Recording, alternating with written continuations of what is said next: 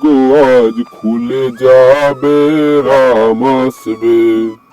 আমার ঝোপড়ির ভাগ্য আজ খুলে। কার পুত্র তুমি? আর এখানে কি করছো?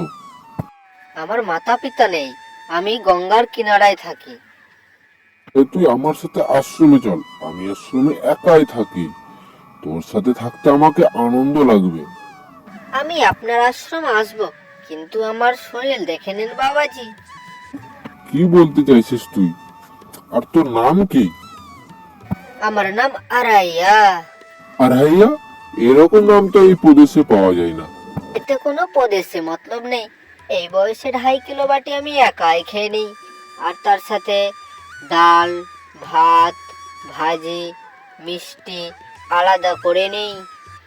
এই কারণেই লোকে আমাকে আড়াইয়া বলে।